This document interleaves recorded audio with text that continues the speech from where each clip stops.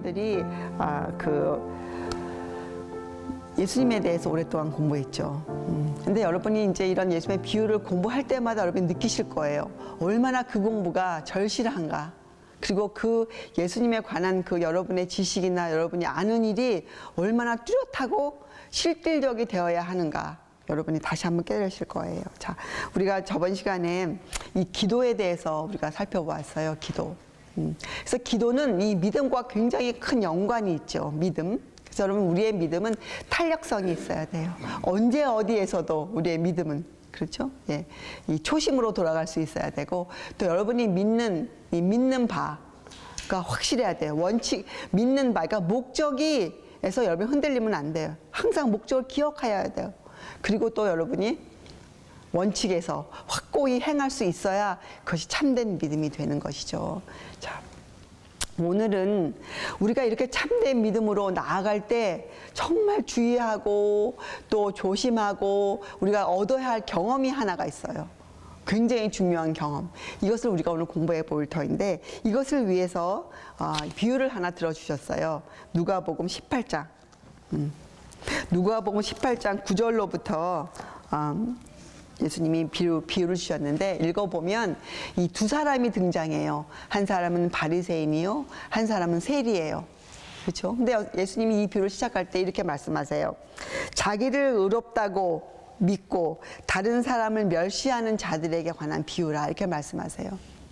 그래서 오늘 우리가 이것을 공부하는 큰 그 그림은 바로 우리의 구원에 대한 것이에요. 여러분, 구원이라는 단어, 이것이 단어이지만 이 구원이라는 이 단어가 우리 안에서 어떻게 성경적으로 이해해야 하고, 이거 실제적으로 매일매일 어떻게 그 구원을 이루어 가는가, 성경은 여기에 대해서 우리에게 뭐라고 말씀하시는가, 그것이에요. 큰 그림은. 자, 여러분, 자기를 의롭다고 믿는다. 사람은요, 본성적으로 자기가 좀 옳다고 생각하면 상대적으로 남을 멸시하게 되어 있어요. 남을 틀렸다고 인정하게 되어 있어요. 아주 쉽게. 그렇죠? 자, 그래서 두 사람이 등장해요. 바리새인과 세리가 등장하죠. 바리새인과 세리. 자, 이 두 사람이 다 지금 어디를 올라갑니까? 예, 성전으로 올라가요. 여기에 기도하러. 자, 그래서 여러분, 우리가 이 하나님의 전에 나올 때, 특별히 예배를 드리러 나올 때 우리의 마음가짐이 어떠해야 되는가, 우리의 그 중심이 어디에 있어야 하는가를 살펴볼 수 있겠죠. 자, 그리고 여러분, 이 바리새인이 취한 이 태도, 자기를 의롭다 여기는 정신, 자기를 옳다고 여기는 정신은 살펴보면 누구의 정신입니까? 예, 이것은 사단의 정신이에요. 그렇죠? 자, 이 바리새인이 하나님께 나아갔을 때 그 마음의 중심에 있는 생각이 뭐였습니까? 그 마음이, 바리새인은 하나님께 올라갈 때 이런 생각이 강했어요. 아, 내가 일주일에 2번 금식하고, 내가 또 하나님이 명령하신 11조도 드리고 헌물도 드리고, 아, 나는 이만하면 성전에 올라갈 자격이 있다. 하나님, 당신이 내게 복을 주셔야 할 만한 근거가 지금 저에게 있습니다. 그리고 또 사람들에게 뭐예요? 나는 너희들의 칭찬을 좀 받을 만한 근거가 있다. 나는 너희들의 모본이 될 수 있다. 근거가 있다. 이러한 마음이 있었어요. 근데 여러분, 이 마음을 성경은 뭐 어떤 마음이라고 부르는가?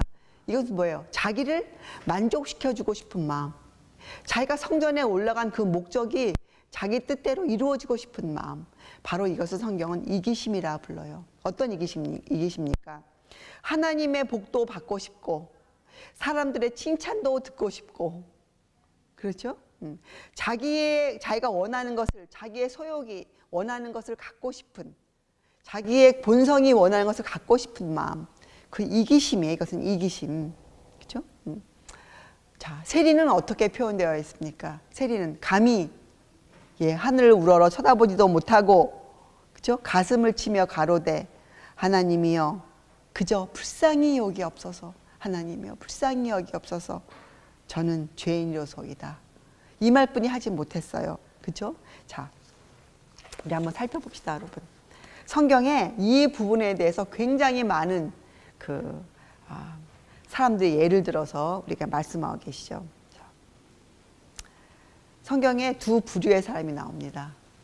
심령이 가난하다고 느끼며 사는 사람, 항상 부족하다고 느끼며 사는 사람. 또 한쪽에서는 뭐예요?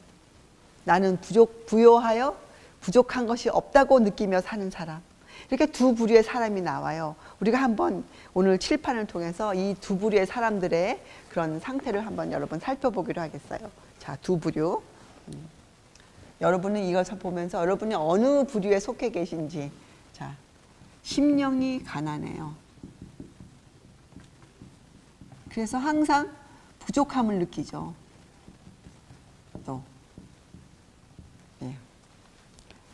부요하다고 느껴요. 그래서 부족한 것이 없다고 생각하죠. 자, 이 두 부류의 사람이 세상에 있어요. 두 부류의 사람이. 예수님을 믿는데도 이 두 부류의 사람이 있어요. 성경은 그렇게 우리에게 말하고 있죠. 자, 이 두 부류가 이렇게 살면 이 생각 속에서 가장 중요한 부분이 달라지는데, 그것은 선함, 그러니까 착한 행실이에요. 그다음에 경건함. 여기에 대한 이해를 올바로 가져올 수가 없어요. 이 부요하다고 느끼는 사람들은. 그렇죠? 선함이 무엇인지, 그렇죠? 하나님의 사랑이 무엇인지, 하나님의 자비가 어떠한 것인지를 성경적으로 이해할 수가 없게 돼요. 부요하다고 느끼는 사람들은. 또 그래서 정말로 경건함이 무엇인지, 우리가 왜 거룩해져야 하는지, 거룩함에 대한 이해를 가져올 수가 없어요. 올바로. 그렇죠? 자, 왜 그런지 살펴보겠어요. 심령이 가난하고 부족한 사람들은 무엇을 구할까요? 항상 부족하다고 느끼기 때문에 이들은 추구하는 것이 있어요. 무엇을 추구할까요? 자기보다 나은 것. 이것을 항상 추구하죠. 그래서 이렇게 믿으면 누구의 생애를 추구하게 돼 있어요. 예수님의 의를, 그분의 생애를 추구하게 돼 있죠. 그런데 부요하여 부족한 것이 없다고 느끼는 사람들은 쉽게 빠지는 것이 있어요. 모두가 바리새인이 아님에도 불구하고 바리새인의 정신에 빠져버리죠. 아까 바리새인이 어떻게 기도했습니까? 그의 신앙생활을 어떻게 그가 고백했어요? 그가 한 행위들을 들어서 얘기했죠. 나는 금식하고 헌금도 드리고. 자기 행위를 많이 보게 돼 있어요. 그래서 이 사람들은 부족한 것이 없기 때문에 이 사람들은 어디에 빠집니까? 자기의 의, 자기 만족. 항상 여기에 머물러 있기 때문에 부족한 것을 느끼지 못하는 것이에요. 자기 만족에 빠져 있기 때문에. 자, 그래서 이 예수님의 의 생애를 바라보는 사람들은 왜 항상 부족함을 느낄까요? 이 사람들의 표준이 예수님이잖아요. 다른 말로 하면 뭐가 표준이에요? 하나님의 법. 항상 하나님의 법에 자기를 비추어 보아요. 그래서 항상 부족하죠. 자, 이 사람들은 어디에 비추어 봅니까? 사람의 의. 항상 이 사람들은 다른 사람의 의를 보고 그 사람을 판단하기 때문에 항상 자기가 높아요. 그 사람보다. 그렇죠? 그래서 하나님의 법이 표준으로 살아가는 이런 사람들에게는 어떠한 결과가 생기냐. 항상 자기가 부족함을, 믿으면 믿을수록 부족함을 느끼기 때문에 이 사람들은 자기의 죄됨을 항상 인식하죠. 죄됨을 인식해요. 여기에서 굉장히 깊이 자기를 살펴보게 되죠. 그렇죠? 그래서 결국은 이들이 알게 되는 게 영혼의 가치예요. 사람의 가치. 우리가 이렇게 죄인임에도 불구하고 우리를 살펴보시는 그 하나님의 사랑을 알게 되죠. 그래서 영혼의 가치를 함께 알게 되는 거예요. 그래서 이 사람들은 자기의 죄됨을 깊이 인식하기 때문에 항상 남을 나보다 높게 여기죠. 세상에서 자기만큼 부족한 사람이 없어요. 심령이 가난하면. 자기가 세상에서 가장 못난 사람이에요. 그리고 가장 약한 사람이에요. 자, 이 사람들은 어떻게 합니까? 이 사람들은 자기의 의, 다른 사람의 의를 보고 그 사람을 판단하고, 그죠? 기준이 사람의 의이기 때문에 이 사람은 항상 뭐만 보일까요? 그 상대방의 잘못된 점, 결점. 그래서 상대방을 항상 비난하고 예, 자기만을 높게 여기죠. 자기만을 스스로 의롭다 생각하죠. 그래서 이 사람이 드리는 하나님께 드리는 소원은 뭐예요? 소원은 뭐예요? 저를 구원해 주시옵소서. 그래서 세리가 뭐라고 기도했습니까? 예, 저를 불쌍히 여기옵소서. 예, 그 말뿐이 할 말이 없어요. 불쌍히 여기옵소서. 불쌍히. 왜요? 자기는 죄인이니까. 부족하니까. 아무것도 할 수 없으니까. 이런 호소를 드릴 수뿐이 없어요. 그렇죠? 자, 이 사람은 뭐라고 기도했습니까? 이 세리와 같지 않음을 감사하나이다. 예, 그런 기도를 드렸어요. 이 사람은. 남과 자기를 비교해서 주님께 기도했어요. 자, 여러분 우리가 이렇게 올라가다 보면 쭉 살펴보면 이 사람은 누구의 후손이 됩니까? 이 사람은. 여러분 이 심령이 가난하고 부족한 사람은 다 누구의 후손이에요? 누가 이것을 최초로 심령이 가난해서 그가 어떤 제사를 드렸습니까? 그렇죠. 이것은 아벨이에요. 아벨. 여러분 아벨은 어떤 제사를 드렸어요? 하나님께. 그는 그때는 여러분 지금 사람들이 생각할 좀 생각하면 그때는 예수님이 이 땅에 오시기 훨씬 전이에요. 근데도 아벨은 어떻게 제사를 드렸어요? 그 어린 양의 피로 제사를 드렸어요. 왜 그가 피로 제사를 드렸습니까? 그가 하나님께 나아갈 때는 드릴 것이 아무것도 없었어요. 자기의 부족한 것 외에는 드릴 것이 없었어요. 그래서 나갈 수가 없었죠. 무엇을 의지하여 그가 하나님 앞에 나갔습니까? 피를 의지하여 그가 하나님 앞에 나갔어요. 피. 예수님의 공로를 의지하여 그가 나갔어요. 자, 누구의 자손들입니까? 누구의 자손들이에요, 여기는? 여기는 가인이에요, 가인. 가인은 어떻게 제사를 드렸습니까? 가인은 자기의 소득으로 하나님께 제사를 드렸어요. 여러분, 두 부류를 보면 하나님 앞에는 다 나아갔어요. 다 믿는다고 말합니다.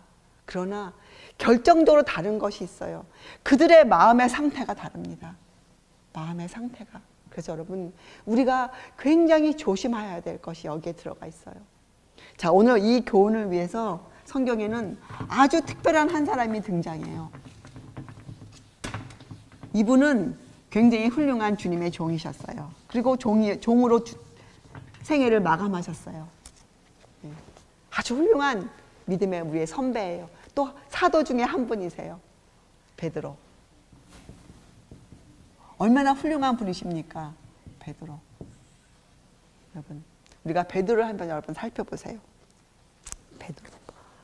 자, 베드로는 이 베드로의 초기의 생애를 살펴보면 굉장히 강한 사람이라고 우리가 인식이 되어져요. 그리고 그 12명 제자 중에서 항상 예수님께서 뭘 여쭤보면 또 어떤 상황이 되면 대변해서 항상 자기가 그 의견을 내세운 사람이었죠.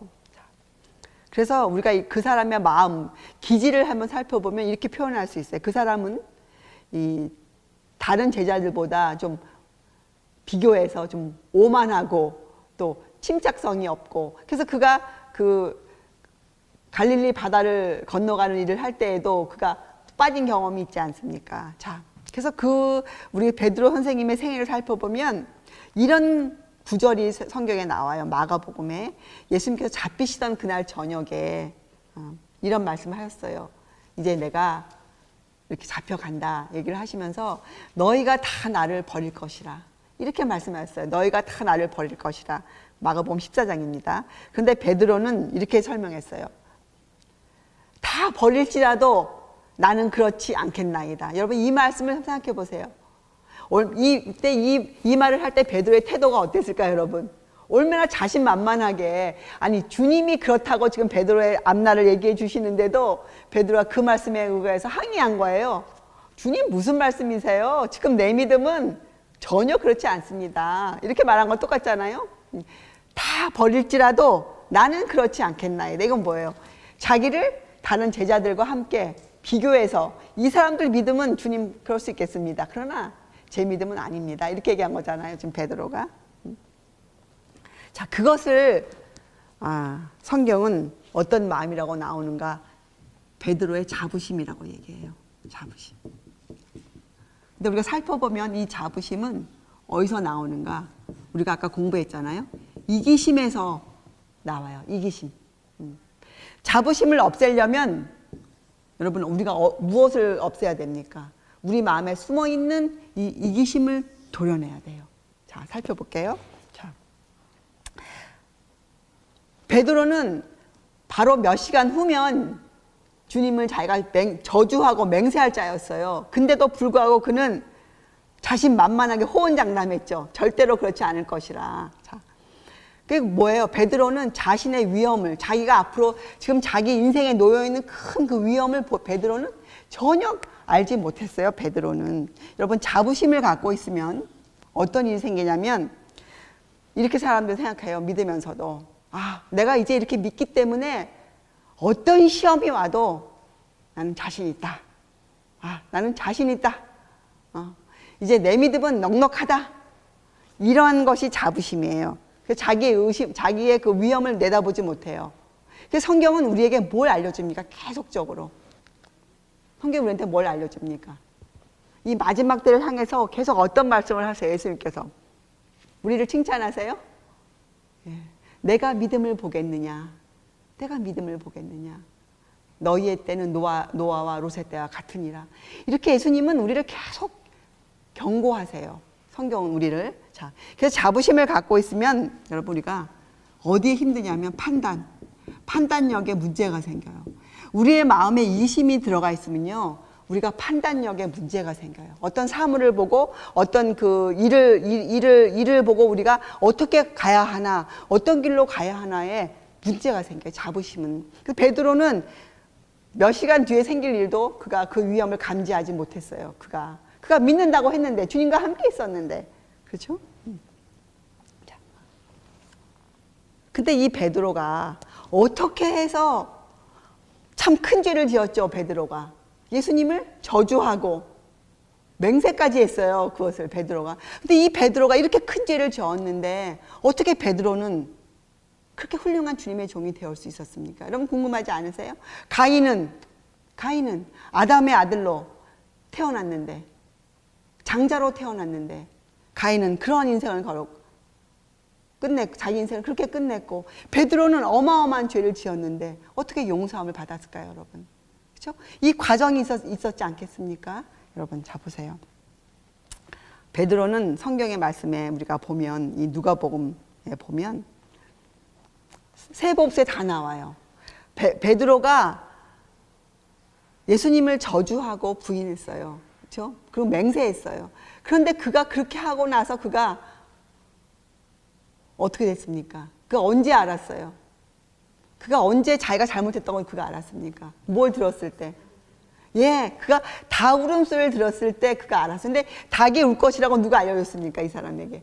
예수님이 말씀하셨어요. 베드로가 그렇게 말했을 때, 아니다 베드로야, 닭이 2번 울기 전에 내가 나를 3번 부인하리라. 이 말씀을 베드로가 들었거든요.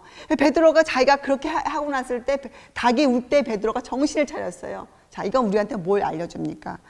여러분, 우리 생애 가운데 생기는 어떠한 사건을 통해서 우리가 뭘 알 수 있는 거예요? 우리가 어느 날 우리 자신을 보게 되는 거예요. 어마어마한 실수를 통해서 우리가 나를 보게 되는 거죠. 그것 때문에 예수님이 그 실패를 허용하세요, 우리에게. 실패를. 예수님께서 베드로에게 이 실패를 허락하신 이유가 무엇입니까? 예, 베드로 생애에 그런 변화가 필요했어요. 결정적인 변화가 베드로에게 필요했어요. 여러분, 우리가 많이 공부했죠. 여러분과 제 생애에 우리가 정말로 신앙을 성공하려면 우리가 뭐가 필요합니까? 결정적인 변화가 필요해요. 결정적인 변화. 여러분과 제 생애에 이런 전환점이 있어요. 생애의 전환점. 베드로에게 전환점은 닭이 우는 소리였어요. 그때 그가 그것이 전환점이 될 수 있었던 이유는 뭐예요? 그가 주의 말씀을 기억해냈기 때문이에요. 그가 그 말씀을 듣고 그 마음에 그 말씀이 기억해 있었기 때문에 그가 닭 우는 소리를 듣고 그가 어떻게 됐습니까? 그가 너무 소스럽게 놀랐죠. 성경 보면 누가 보면 그가 속이 상하여 밖으로 뛰쳐나가 통곡하니라, 이렇게 표현되어 있어요. 그가 그 닭울음 소리를 듣고 또 보면 누가복음에 그때 그가 닭울음 소리를 듣고 그가 소스라치게 놀라고 있을 그때 그가 누구의 얼굴을 보았습니까? 예, 그때 성경을 읽어보면 주님께서 돌이켜 그를 보시니 이렇게 해서 여러분 이건 정말 놀라운 주님의 사랑이에요. 여러분 그 상황에서 주님이 지금 받으시는 그 상황에서도 주님이 누구를 기억하신 거예요? 베드로를 기억하셨어요. 여러분 베드로를 지금 똑같지 않습니까? 예수님께서 그 하늘 지성소에서 그 상황에서도 누구를 지금 기억하고 계시는 거예요? 예, 여러분과 저를 인생에서 그 어려움에 서덕이는 우리들을 기억하여 매일매일 주님께 욕을 돌리는 우리들을 기억하여 우리를 돌이켜 보시고 계신 거예요. 그래서 우리가 주님의 그 얼굴을 기억해낼 수 있어야 돼요. 그런 조건이 있어요. 어떤 사람이 주님의 그 얼굴, 말씀과 얼굴을 돌이켜 기억할 수 있겠습니까? 여러분? 예, 매일매일 말씀을 마주하고 있었던 사람, 실패를 거듭했지만 그가 자기의 부족을 느끼기 때문에 심령이 상하여서 그가 매일매일 말씀을 마주하고 성경을 연구하고 있었던 사람, 그리고 그가 미천한 발걸음이지만 그가 그렇게 살기 위해서 발걸음을 뛰고 있었던 사람, 베드로는 그렇게 살고 있었어요. 그죠? 베드로는 주님과 함께 있을 동안 많은 실패를 경험한 사람이었어요. 그러나 베드로는 마지막 순간에 그 생애의 전환점, 닭우는 소리에 그런 주의 말씀을 기억하고 또 주님께서 자기를 보시는 그 눈길을 그가 보았어요. 주님을 보았어요. 여러분과 저도 생애 가운데 일어나는 어려움 가운데에서 우리가 올바른 판단을 하기 위해서는 우리는 이 자부심이 없어야 돼요. 아까 공부한 것, 우리에게는 이 이기심이 없어야 돼요. 우리에게는 무엇이 항상 필요합니까? 나의 부족함, 나의 치졸함, 정말 내가 주님께 어쩔 수 없이 또 실패를 한 나의 그 처절한 모습, 이런 것들이 우리의 기억에 생생해야 돼요.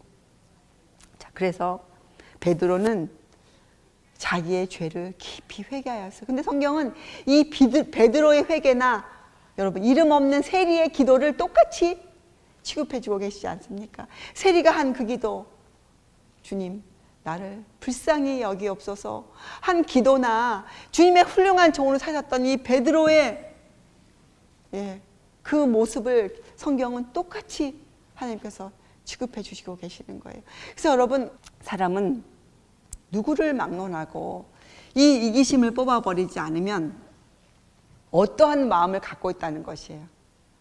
여러분, 우리 마음에서 우리가 아무리 높은 지식을 갖고 있고 아무리 무엇을 많이 알고 있다 하더라도 우리가 아무리 정말 그렇게 올바르게 살려고 애를 정말 쓰고 있더라도 우리 마음에 이 이기심이 뽑아져 있지 않으면 사람에게는 사람의 본성인 교만,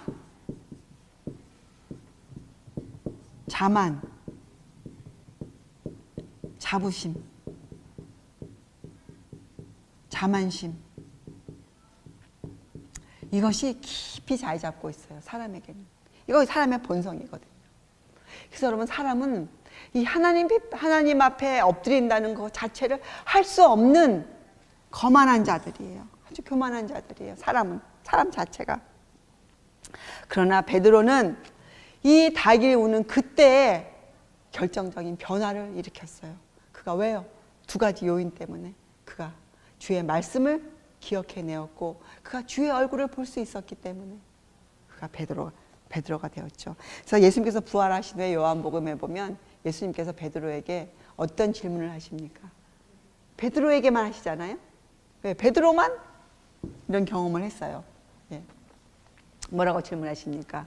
요한의 아들 시몬아, 내가 나를 이 사람들보다 더 사랑하느냐? 처음엔 그렇게 물으세요. 그렇죠? 그때 베드로는 대답이 달라졌어요. 주여, 모든 것을 아시오니 주님께서 제 마음을 아십니다. 주님께서. 그때는 더 이상 이 호언장담을 베드로가 하지 않았죠. 그래서 베드로의 실패의 원인은 바로 이 자부심, 이기심이었어요. 그렇죠? 베드로가 다시 굳게 설 수 있었던 이유는 무엇이었습니까? 이런 과정을 통해서 그가 어떻게 했습니까? 정말로 그가 깊이 회개하였어요. 그렇죠? 자, 그래서 여러분 우리가 이걸 알아야 돼요. 베드로를 타락하게 만들었고, 그렇죠? 또 바리새인으로 하나님과 교통하지 못하게 만들었던 그것이 무엇이었습니까? 이기심이었죠. 성경은 이것을 뭐라고 부릅니까? 여러분, 성경은 이 이기심을 무엇이라고 부릅니까? 네, 맞아요. 이것을 죄라고 불러요. 이 이기심을. 이건 악이에요. 죄악이에요, 죄악. 이건 악이에요. 이기심은 사람으로 하여금 하나님께 나아갈 수 없도록 하나님과 우리 사이를 끊어놓은 죄예요, 죄. 나만을 생각하는 마음, 나의 만족을, 내 입장만을 생각하는 사람, 그 사람의 마음에 드는 이기심은 바로 죄예요. 죄. 그래서 여러분 성령께서 이 땅에 오시면 무엇을 드러내십니까? 죄. 다른 말로 무엇을 드러내시는 거예요?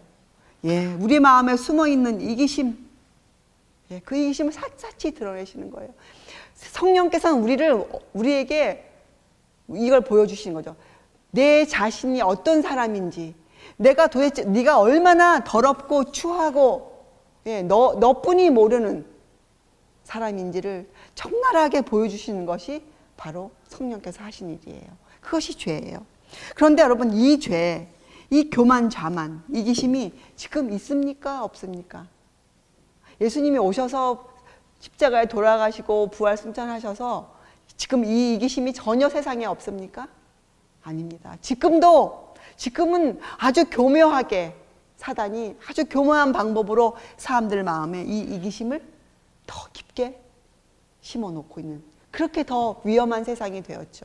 그렇기 때문에 여러분과 저는 오늘 이 구원에 대해서 성경이 무엇이라 설명하고 있는지, 이것을 우리가 어떻게 파악하고 있어야 하는지 우리가 살펴봐야 하겠어요. 자, 이 교만과 자만심, 악, 이것은 여러분 세상에서 가장 절망적이고 고치기 어려운 죄예요. 이건 정말 어찌할 수 없는 죄악들이에요. 자, 그런데 이 인간의 마음이 교만심이 가득 차고 잠심이 차게 된 것은 갑자기 하루아침에 생긴 일이 아니죠. 그렇죠? 사람이 그렇게 된 것은, 자, 이것은 오랫동안 점진적으로 이루어집니다. 그렇죠? 우리가 어떠한 생활의 개혁을 일으키고 우리가 완전을 향해 나아가는 일도 여러분 어떻게 단숨에 되는 것이 아니죠. 그것도 점진적으로 이루어지는 거 아닙니까? 사람이 반대로 내려가는 것도 점진적으로 이루어져요. 자, 우리가 예수님을 알면서도 이 이기심을 패서 성령의 도움으로 이기심을 파서 버리지 아니하면 우리 안에 있는 자부심이 어떻게 될까요? 아, 나는 이만큼 알고 있다. 나는 지금 이만큼 행하고 있다. 나는 주님께 이 정도 하고 있다. 내 신앙은 이 정도야 하는 이 자부심이 나를 사로잡게 놔두면 어떻게 됩니까? 다른 말로 그것은 이런 마음이 들죠. 아, 너는 구원을 못 받았지만 나는 지금 구원을 얻었다. 나는 지금 하늘에 있다. 이런 생각이 들기 때문에 자기가 부족하다는 것을 느끼기가 힘들어져요. 예. 주님 앞에 앉아 있어도. 그래서 어떻게 됩니까? 그 생각은 그로 하여금 어떻게 해요? 계속적으로 위를 쳐다보는 게 아니고 계속적으로 사람을 쳐다보게 하기 때문에 그 사람은 점점점 어디로 향하게 될까요? 한 계단 한 계단씩 떨어지게 되어 있어요. 그래서 결국 어디까지 가게 됩니까? 베드로는 전혀 생각지 못했어요. 자기가 주님을 부인할 것이라고는. 어디까지 떨어지게 되어 있습니까? 성경은 말하기를, 예, 결국은 주님을 부인할 수 있는 자리에까지 떨어질 것이라 이렇게 경고하고 있어요, 여러분. 그렇죠? 자, 그래서 여러분, 아무리 진실하게 회개한 사람이라 할지라도 성경은 절대로 그 사람에게 네가 벌써 구원 받았노라 이러한 자만심을 절대로 부추겨주지 않습니다. 성경은 항상 무엇이라 부추깁니까? 성경은 항상 우리에게 무엇이라 우리에게 마음을 우리를 충고하십니까? 진리로 허리를 동이라. 그리고 뭐예요? 두렵고 떨림으로 너희 구원을 이루라. 우리 생애의 과업으로 주셨어요. 생애의 과업으로 구원을. 그리고 이 구원은 여러분 다 이루었다가 아니죠. 여러분, 구원은 무엇입니까? 한 번의 구원입니까? 아니에요. 구원은 매일매일의 우리의 생애예요. 매일매일 우리가 구원은 매일매일 이루어야 할 우리의 일생의 과업이에요. 구원은. 그렇죠? 자, 그래서 여러분 우리는 어느 누구에게도 구원에 대해서 이렇게 잘못된 생각을 갖지 않도록 조심해야 돼요. 우리는 사람들에게. 그렇죠? 또 우리가 그렇게 행동해서는 안 돼요. 그렇죠? 우리는 무엇이 필요한 사람들입니까? 우리 자신에게도 필요한 것은 믿음이에요. 믿음. 또 우리에게 필요한 것은 희망이에요. 소망이에요. 소망. 우리가 다른 사람에게도 그것을 전해주어야 돼요. 예, 그렇죠? 자, 그래서 우리는 뭐예요? 우리가 그리고 또한 왜 그런가? 우리가 살고 있는 지금 이 땅, 이 세상은 유혹이 전혀 없는 세상이 아니고 도처에 곳곳에 무엇이 도사리고 있습니까? 예, 유혹들이 사단의 올무가 관계가 곳곳에 놓여 있는 위험한 곳이기 때문에 그러하죠. 그렇죠? 그래서 여러분 예수님을 받아들이고 나서 그 처음에 가졌던 그 확신 때문에 내가 구원을 얻었다고 생각하는 그 생각 자체가 너무나 무서운 생각이에요. 그래서 우리가 이것을 방지하기 위해서 주님이 우리에게 주신 것이 있어요. 이것을 방지하기 위해서 주신 것이 뭡니까? 우리에게 항상 누구를 바라보라 가르치십니까? 항상 예수님만을 바라보라. 주님만을 바라보라. 주님만을 의지하라. 그래서 여러분 부족한 것이 많다고 느끼는 사람이 결국에 왜 그렇게 호소합니까? 나를 불쌍히 여기옵소서. 저는 아무것도 할 수 없습니다. 왜? 근데 왜 주님께 나가서 그런 기도를 드립니까? 왜 주님께 그런 토로를 합니까? 왜 그렇게 자기 마음을 호소합니까? 무엇을 알기 때문에? 주님은 우리를 만족시켜 주실 것이라는 걸 너무나 알기 때문에 그렇게 기도하지 않습니까? 그래서 이 부족을 느끼는 사람들이 결국에 얻어지는 그 마음 중에 하나가 신뢰심이에요. 신뢰심. 주님만을 의뢰하는 의뢰심. 이것이 참 아름답게 성장해요. 그러나 이기심을 갖고 있는 사람은 절대로 주님을 신뢰할 수가 없어요. 그래서 주님께 자기를 내어 맡길 수가 없게 돼 있어요. 주님께 마음이 그러해요. 마음이. 그렇죠? 그래서 주님이 두 가지를 주셨어요. 우리에게. 주님은 요술쟁이가 아니세요. 우리 앞에 다가올 시험을 다 없애주시는 분이 아니세요. 주님은 그 시험 우리를 당하게 하세요. 왜요? 주님은 어떤 분이시기 때문에. 주님은 그 실패를 뭘로 바꾸실 수 있는 분이세요. 예, 주님은 실패를 승리로 바꿔줄 수 있는 무한한 능력을 가지신 분이시기 때문에 우리가 주님을 신뢰하기만 하면, 우리가 주님을 믿고 맡기기만 하면 우리의 실패를 어떻게 해요? 승리로 바꿔주시는 분이세요. 베드로의 그 어마어마한 실패를 주님이 뭘로 갚아주셨어요? 충성된 하나님의 종으로 갚아주셨잖아요. 우리에게 신뢰심과 의뢰심을 주세요. 주님께서 우리 보고 주님만을 바라보라 이렇게 우리를 인도하시죠.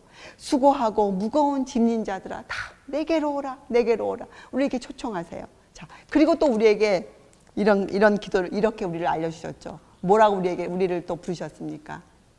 우리에게 주님을 믿고 따르고 싶은 사람들, 주님을 믿는다고 하는 사람들에게 뭐라고 주님이 경고하셨어요? 충고 주셨어요. 너희는 넓은 길로 행하라고 하셨어요? 아니요. 우리에게 좁은 길로 행하라. 좁은 길로 행하라. 이렇게 말씀하셨어요. 자. 그리고 여러분 또 방법을 하나 주셨어요. 우리가 어떻게 그렇게 좁은 길로 갈 수 있는가? 방법이 뭐였습니까? 여러분. 베드로가 갖고 있었던 거예요. 베드로가 갖고 있었던 그 방법이었어요. 베드로가 주의 말씀을 기억해냈죠. 그 주님을 볼 수 있었지 않습니까? 그래서 주님이 우리에게 이렇게 살라고 말씀하시는 거예요. 디모데후서의 말씀처럼 모든 성경은 어떻게 해요? 영감의 글로 성령의 감동으로 쓰여진 글 아닙니까? 어떻게 해요? 교훈과 책망과 바르게 함과 의로 우리를 교육하기에 아주 정말 최고의 책이에요. 성경은 최고의 훈련 장소예요. 성경은. 그래서 우리는 성경을 정말 열심히 연구해야 돼요. 근데 그 16절에 보면 그렇게 성경이 우리에게 주는, 그렇게 우리를 훈련시키는 이유가 나와 있죠. 우리를 어떻게 해요? 우리를 온전한 사람, 또 선한 일을 하기에 완전케 하려 함이라. 이렇게 이유가 적혀져 있지 않습니까? 그 예수님께서 우리에게 뭐라고 말씀하십니까? 너희는 너희가 믿는 것과 아는 일에 하나가 되어야 한다. 우리 예수님이 주셨어요? 성장해라. 너희는 자라나야 한다. 그래서 여러분, 우리가 처음 믿었다 해서 우리 성장이 완전히 이루어진 것이 결코 아니죠. 우리는 어떻게 믿는 그날부터 어디로 향해야 됩니까? 그리스도의 장성한 분량에까지 도달하기 위해서 우리가 최선을 다하고 있어야 돼요. 그래서 주님께서 방법을 주셨어요. 우리에게 살 수 있는 방법. 그렇죠? 자, 그래서 우리가 베드로가 했던 것처럼 주님의 그 말씀, 그렇죠? 자, 만약에 베드로가 여러분 그 전에라도 주의 말씀을, 주의 경고를 그가 기억하였더라면, 그렇죠? 그가 그런 일을 하지 않았겠죠. 그렇죠? 자, 여러분, 요한 1서에 보면 우리가 하나님 안에 거하면, 우리가 주님께로부터 나면 사단이 우리를 만지지도 못할 것이라, 이렇게 우리에게 약속해 주셨어요, 여러분. 그렇죠? 베드로가 참 큰 죄를 범했지만 그가 버림을 받지 않았죠. 그는 하나님의 훌륭한 종이 되었어요. 베드로는 평생 동안 뭘 잊지 않았을까요? 자기가 범한 그 실수를, 자기가 범한 그 죄를 베드로는 잊지 않았어요. 베드로는 평생 그가 무슨 말을 하든, 그가 무엇을 하든, 그는 자기가 어떤 사람이란 걸 그가 항상 기억하였어. 그래서 베드로에게는 자랑할 것이 아무것도 없었어요. 그렇게 훌륭한 초대교회를 이루어 놓고 하나님의 큰 일을 그가 맡았지만 그는 자랑할 것이 아무것도 없었어요. 베드로는. 그렇죠? 그래서 여러분, 이 지속적인 자아부정, 그러니까 자부심은 뭐예요? 자부심은, 나는 이제 시험을 다 지나갈 수 있고 나는 내 인생에서 오는 모든 것을 나는 감당할 수 있다. 이것이 자부심이에요. 세상에서도 여러분, 자부심을 갖고 있는 사람들은 힘들어요. 세상에서도 실패가 성공의 어머니라는 말이 다 있지 않습니까? 내 인생을 내가 감당하리라. 이것은 정말 큰 인간의 거만함이죠. 자부심이죠. 어느 누구도 자기 인생을 감당할 수가 없어요. 어느 누구도. 그렇죠? 자, 그래서 여러분, 우리는 이 자아를 포기하는 일, 자부심을 버리는 일, 이 일을 어떻게 해야 됩니까? 처음에 주님 만났을 때 하고 끝내버려요? 아니죠. 이 자기를 부인하는 일, 자부심을 버리는 이 일은 어떻게 해요? 지속적으로 우리가 행하고 있어요. 지속적으로. 그렇죠? 왜 그렇습니까? 에레미야서 17장 9절에 이런 글이 있어요. 만물보다 거짓되고 심히 부패한 것은 뭐예요? 마음이라. 누가 능히 이를 알리요? 여러분, 이 세상에 어느 누구도 자기의 허물을 스스로 깨달을 수 있습니까? 없습니까? 없습니다. 어떤 사람도 자기의 허물을 스스로 깨달을 수 없습니다. 자기의 마음이 어떠한지는 절대로 알 수가 없습니다. 그렇죠? 그러나 사람은 마음에 없는 그 겸손을 어떻게 입술로 표현할 수 있는 또 놀라운 재간을 갖고 있죠. 사람들은 그것을 우리가 아첨이라고 부르죠. 여러분, 하나님은 우리의 아첨에 속는 분이 결코 아니세요. 여러분,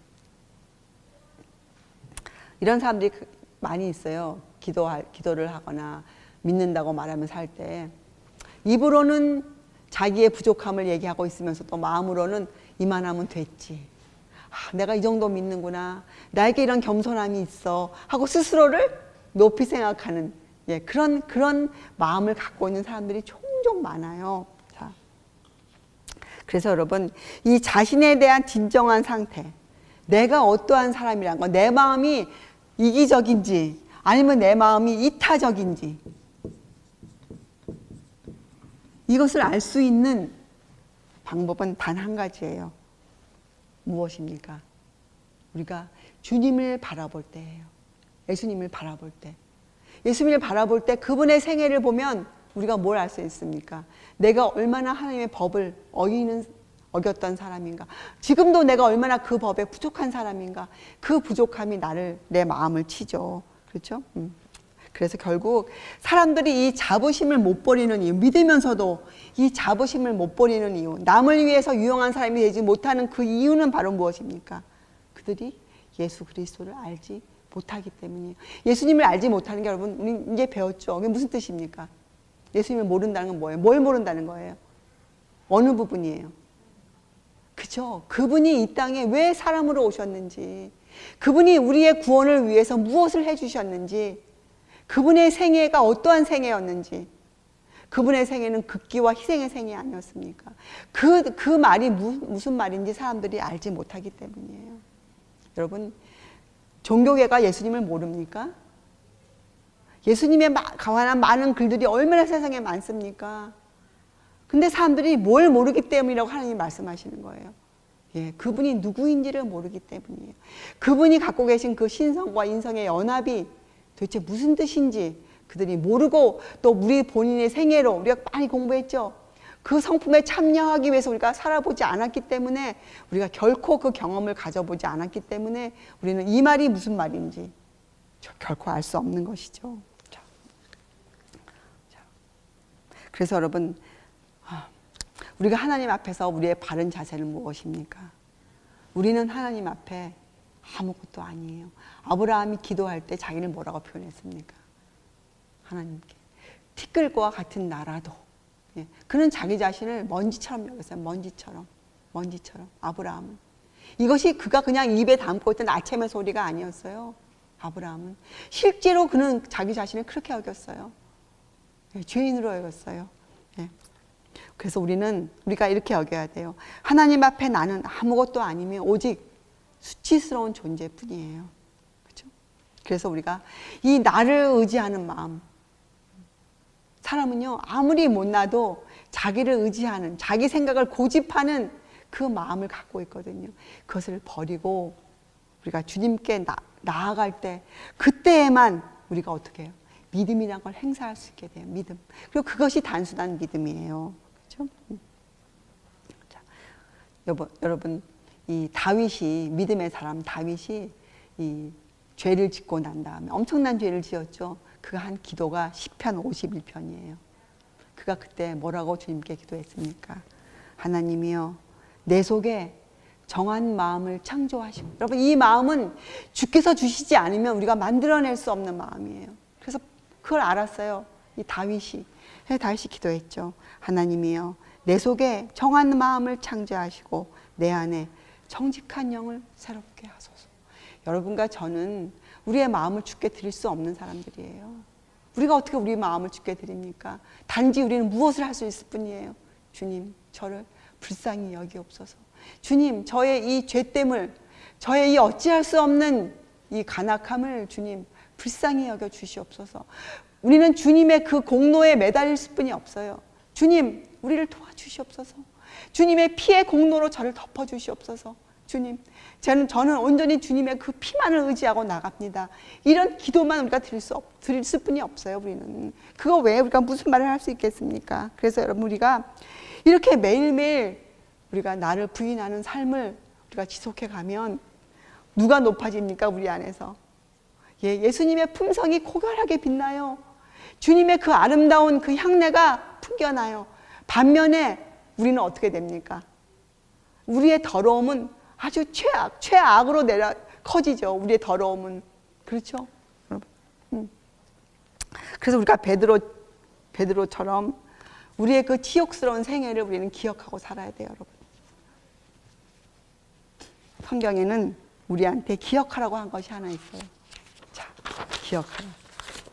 시간이 흘렀지만, 자, 여러분과 제가 정말 기억해야 할 것이 있어요. 자, 에스겔서 36장을 피세요. 성경을 좀 찾을 것이에요. 자, 에스겔서 36장 31절. 자, 찾으셨어요? 그때 읽어보면 그때는 언제냐면 그 하나님의 은혜가 임할 때예요. 너에게 용서가 임할 때, 그때 너희가 너희 악한 길과 너희 불선한 행위를 뭐라고 나와 있습니까? 뭐라고 나와 있어요? 잊어버리래요, 우리 보고. 우리가 어떠한 사람이었던 것을 잊어버리라고 나와 있습니까? 거기 어떤 단어가 나와 있습니까, 여러분? 기억하고, 너희가 했던 그 일들을 기억하고, 너희 모든 죄악과 가증한 일을 인하여 어떻게 하라고 나왔어요? 스스로 밉게 보리라. 여러분, 우리는 우리 스스로에게서 하나도 건질 것이 없어요. 하나도, 한 가지도. 다른 사람보다 내가 나은 점이 한 가지도 없어요, 여러분. 우리는 스스로 밉게 보리라. 이렇게 말씀하셨죠. 자, 에스겔서 16장을 펴보세요. 16장 62절과 63절에 내가 내게 내 언약을 세워서 너로 나를 여호와인 줄 알게 하리니. 언약을 세우신대. 근데 그의 언약이 거기 그 쭉 읽어보면 우리의 언약이 아니고 누구의 언약이에요? 하나님의 언약이에요. 그 언약을 세우세요. 자, 그 이유는 뭐예요? 이는 내가 내 모든 일을 행한 일을 용서한 후에, 용서가 나오죠. 우리가 행한 모든 일을 용서한 후에 뭐라고 나와요? 용서한 후에라고 나옵니다. 용서한 후에. 거기 그 다음에 뭐라고 나와요, 여러분?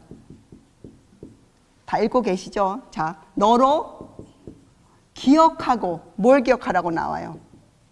뭘 기억하라는 거예요? 우리가 행한 모든 일을, 그렇죠? 용서받은 그 모든 일을 기억하고 그 다음에 뭐라고 나와요? 어떻게 하래 우리 보고? 놀라고 또 뭐예요? 부끄러워서. 우리 감히 하늘 못 쳐다봅니다. 우리가 감히 말할 수 없어요. 또 그 다음에 뭐라고 나와요? 다시는 입을 열지 못하게 하려 함이라. 이렇게 적혀져 있죠, 여러분. 자, 이게 뭡니까? 놀라고 부끄러워 다시는 입을 열지 못한다. 이게 뭐예요? 어떤 품성을 얘기합니까? 이것이 겸비함이에요. 겸비함. 우리는 주님 앞에서 아무 말도 할 수 없어요. 그렇죠? 참. 나 주 여호와의 말이니라. 자, 로마서 7장 18절에 이런 글이 있어요. 로마서 7장 18절에 내 속 곧 내 육신에 선한 것이 거하지 아니하는 줄을 아노니. 우리 육신에는 선한 것이 전혀 없습니다. 그렇죠? 자, 갈라디아서 6장을 가보세요. 갈라디아서 6장 14절. 여러분이 제가 지금 이게 적는 이유는 같이 여러분이 읽어보시라고. 자, 갈라디아서 6장 14절에는 사도 바울이 이렇게 썼습니다. 그러나 내게는 뭐가 있어요? 우리 주 예수 그리스도의 십자가. 십자가 외에 뭐라고 썼어요? 그가 결코 자랑할 것이 없으니. 자, 여러분 우리가 주 예수 십자가에서 뭘 받습니까? 바로 이거죠. 용서. 용서함 받지 않습니까? 용서. 자, 십자가 외에 결코 자랑할 것이 없으니 그리스도로 말미암아 세상이 나를 대하여 십자가에 못 박아. 이건 똑같은 거예요. 놀라고 부끄러워 다시는 입을 열지 못하게 하리라. 스스로 밉게 부리라. 다 똑같은 말이에요. 그렇죠? 시대가 달라서 다 이렇게 표현되어 있죠. 어떻게 표현되어 있어요? 사도 바울의 시대에는 그리스도로 말미암아 세상이 나를 대하여 십자가에 못 박히고 내가 또한 세상을 대하여 그러하리라. 그렇죠? 우리는 어떻게 해요? 세상에 대해서 나를 스스로 믿게 보고 우리는 뭐예요? 놀라고 부끄러워 다시는 입을 열지 못해요. 이것이 그리스도인의 겸비예요. 예. 우리가 세상을 어떻게 봅니까? 아, 너희는 예수님을 모르지. 나는 예수님을 지금 이만큼 아노라. 아하, 우리가 이런 자세입니까? 아니에요. 여러분. 우리는 놀라고 부끄러워. 우리는 너무 부끄러운 사람들이에요. 우리는. 그렇죠? 그래서 빌립보서 2장 12절 13절에 이렇게 사도 바울이 적었죠. 두렵고 떨림으로. 두렵고 떨림이 뭐예요? 두렵고 떨림이. 놀랍고 부끄러워서 우리가. 그렇죠? 그래서 우리가 두렵고 떨려요. 두렵고 떨림으로 너희 구원을 이루라. 너희 안에서 행하시는 이는 하나님이시니 자기의 기쁘신 뜻. 하나님의 기쁘신 뜻이 무엇입니까, 여러분? 하나님의 기쁘신 뜻이 뭐예요? 하나님 우리를 어떻게 해주시고 싶어 하세요? 그쵸? 우리를 용서하시고 싶어 하시잖아요. 우리를 죄로부터 멀리 떠나게 하시고 싶으시잖아요. 예, 그래서 우리에게 십자가를 주셨잖아요. 기쁘신 뜻 십자가 아닙니까? 십자가. 예. 자기의 기쁘신 뜻을 위하여 우리로 뭘 두고 행하세요? 소원. 그럼 여러분의 소원이 무엇이 돼야 돼요? 여러분의 소원이 뭐예요? 십자가예요. 그렇죠? 여러분 우리의 소원이 뭡니까? 우리는 놀라고 부끄러워서 다시는 입을 열지 못해요. 그래서 우리의 소원이 뭐예요? 우리가 주님처럼 되는 것이에요. 우리가 주님처럼 하나님을 섬기는 것이. 그렇죠? 그렇게 행하게 하세요. 자, 그래서 여러분 하나님은 결코 우리한테 이렇게 하세요. 어떤 사람은 이렇게 생각하는 사람이 있어요. 하나님이 혹시 나에게 한 이 약속을 이루어 주시지 못하실까 봐. 또 혹은 하나님의 자비가 나에겐 부족할까 봐 떠는 사람들이 있어요. 그렇죠? 아니에요. 우리는 무엇이 필요해요? 신뢰. 예. 하나님은 전능하신 분이세요. 하나님의 사랑은 아무것도 우리 사이를 갈라놓을 수가 없어요. 하나님과 나 사이를. 그렇잖아요? 그게 하나님의 약속이잖아요. 자, 우리가 두려워야 할 것이 뭡니까? 우리가 두려워야 될 것, 두려워야 할 것. 우리가 뭘 두렵고 떨림으로 구원을 이루어야 됩니까? 예, 우리는 놀라고 부끄러워해야 되는데, 우리는 주님을 향해서 항상 부족한 사람인데, 예, 그래서 여러분 이걸 두려워하세요. 내 뜻이 주님의 뜻보다 높아지지 않을까? 나의 이 선천적, 후천적 성격이, 나의 기질이 방해가 되지는 않을까? 이것이 날 지배하면 어떡하나? 이것을 우리가 두려워해야 돼요. 또 내 자아가 지속적으로 복종해야 되는데, 굴복되어져야 되는데 내 자아가 살아있지는 않을까? 내 고집이 내 길에 방해가 되고 있지 않을까? 내 고집, 내가 지금 고집을 쓰고 있는 것이 아닐까? 또 내가 내 자신의 힘을 빌어 살려고 하지는 않고 있나? 나는 정말 주님만을 바라보고 있는가? 그죠? 정말 내 손은 지금 오늘도 주님을 꼭 잡고 있는가? 여러분, 이것들을 여러분 살펴봐요. 그것이 두렵고 떨림으로 구원을 이루는 거예요. 우리가 두렵고 떨림으로. 그렇죠? 자, 그래서 여러분, 누가복음 13장에 보면 어떤 사람이 주님께 이런 질문을 합니다. 구원을 얻는 자가 적으니까? 이렇게 물어봐요. 그때나 지금이나 사람들은 참 이런 데 관심이 많았던 것 같아요. 구원을 얻는 자가 적으니까. 근데 예수님이 이렇게 대답하세요. 좁은 문으로 들어가기를 힘쓰라. 내가 너희에게 이르노니 들어가기를 구하여도 못하는 자가 많으리라. 여러분, 이건 경고예요. 우리가 들어가기를 구해야 되는데 그 전에 뭐가 필요한가? 우리가 주님께 뭘 드려야 돼요? 구하기 전에 우리가 뭘 드려야 돼요? 우리의 마음. 여러분의 마음을 송두리째 주님께 드려야 돼요. 주님, 저는 아무것도 할 수 없습니다.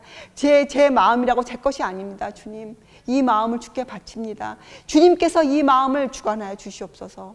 이 바치는 것까지 주님이 가져가 주시. 저는 그저 아무것도 할 수 없습니다. 주님, 이렇게 우리가 내려앉을 수 있어야 돼요. 그렇죠? 자, 사람들이 여러분 넓은 길을 선호하는 이유가 뭡니까? 사람들이 넓은 길로 가고 싶은 이유가, 사람들은요 굉장히 큰 교회를 좋아해요.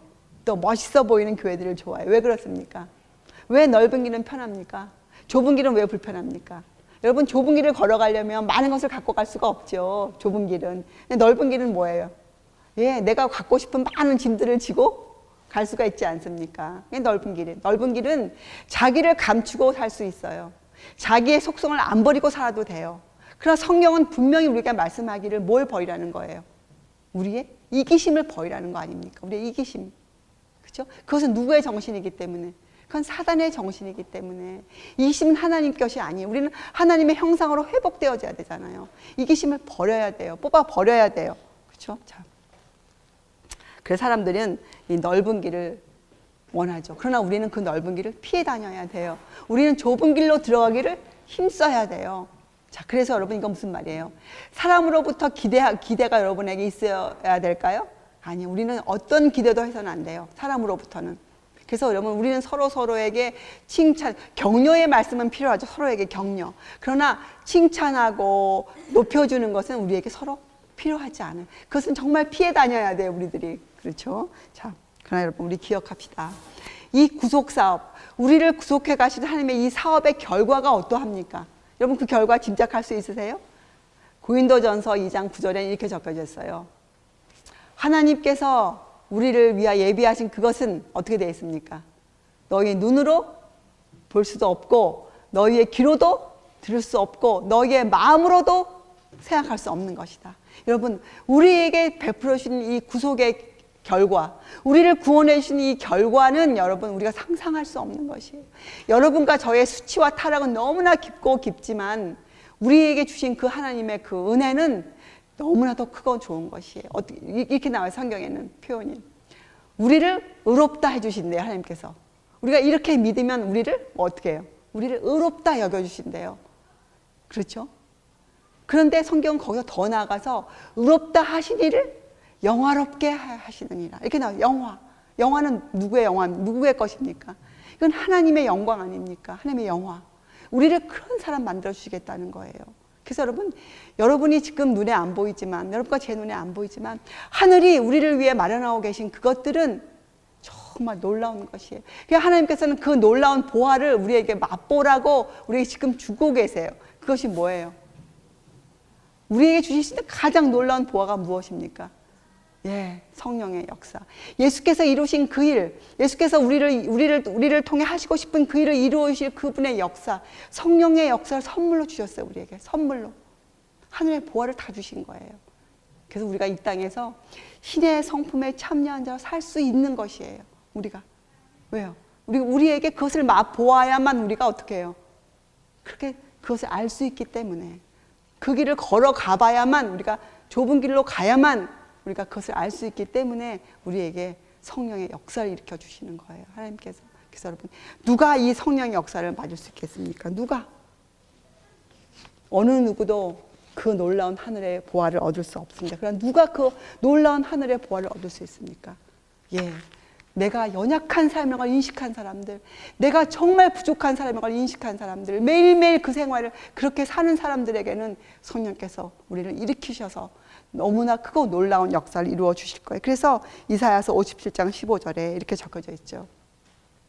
지존무상하며 영원히 거하며 거룩하다 이름하는 자가 이같이 말씀하시되, 하나님께서 내가 높고 거룩한 곳에 거하며 또한 통회하고 마음이 겸손한 자와 함께 거하나니 이는 겸손한 자의 영을 소송케 하며 통회하는 자의 마음을 소송케 하려 함이라. 하나님께서 우리의 마음을 무엇로 채우고 싶어 하세요? 하늘의 기쁨으로 채우고 싶어 하세요. 그래서 여러분, 우리가 부족한 자이지만 우리가 그것을 인식하면 인식할수록 우리의 마음은 어떻게 될까요? 깨어나요. 우리의 생애는 기쁨으로 넘쳐 흘러요. 여러분, 이건 자만이 아니에요. 이건 여러분이 충분히 구별해 볼 수 있어요. 우리가 부족하기 때문에 주님께 엎드렸기 때문에 주님으로부터 구원의 기쁨의 생수를 얻지 않습니까? 그래서 우리의 마음은 기뻐요. 우리가 우리의 죄 때문에 우울해하고 슬퍼하지 않아요. 우리가 그것을 주님께 드렸기 때문이에요. 대신 우리가 주님께 무엇을 받습니까? 기쁨의 생수를 받죠. 그래서 우리가 어떻게 됩니까? 주님 안에서 이렇게 어려운 시험 가운데 부족함 가운데 살지라도 우리가 우리의 자세는 어떻습니까? 쾌활하고 명랑하고 세상을 다 품은 것처럼, 품을 수 있는 사람처럼 그러한 각오와 그러한 자세로 우리가 살 수 있게 되는 것이죠. 이것이 그리스도의 삶이에요. 이것이 여러분과 제가 갖고 있어야 될 구원이에요. 구원은 우리가 매일매일 두려움과 떨림으로 이루어가야 할 것이에요. 그래서 여러분과 저는 하나님이 주신 모든 기회들을 잘 활용해서, 그렇죠? 많은 어려움과 우리 개인적인 또 고쳐야 될 많은 결점들이 상당히 많죠, 우리에게. 그러나 우리가 그것을 알기 때문에, 우리가 어떠한 삶을 알기 때문에 우리가 성경을 연구하고 우리가 이렇게 살고 이런 사업을 행하고, 그래서 이 누가복음 8장 14절은 어떻게 이 비유를 끝마치시는가? 뭐라고 끝마치십니까? 마음이 높아지는 자는 낮아지고 또 낮아지는 자는 높아지리라. 사도 바울이 이렇게 우리한테 했죠. 너희가 선질로 생각한 거든 어떻게 해요? 넘어질까? 조심하라. 그래서 여러분과 저는 정말 주님 앞에서 낮고 낮은 사람들이에요. 그러나 우리가 그것을 인식하면 주님은 우리를 영화롭게 하세요. 이 말씀이 여러분 생애 가운데서 이루어지기를 진정으로 바랍니다. 네, 기도하시겠어요? 하늘에 계신 하나님 아버지, 저희들이 어떠한 존재인 것을, 저희는 티끌만도 못한, 주님 아무런 가치가 없는 그러한 존재라는 것을 주님께 다시 한번 저희들이 고백합니다. 주님, 저희들이 입으로는 무슨 말을 할 수 있을지 모르지만 저희의 마음은 주께서 아십니다. 주님, 저희들이 주님을 따라 말과 행동이 일치하는 정말 그러한 사람으로 우리가 일생을 마칠 수 있도록 주님 도와주시옵소서. 주께서 저희의 마음을 주관하시고 주께서 저희의 행동을 주관하시고 주님께서 저희의 머리가 되어 주셔서 저희를 지배하여 주시옵소서. 감사드리오며 귀하신 예수 그리스도의 이름으로 아버지께 간절히 기도드리옵나이다. 아멘.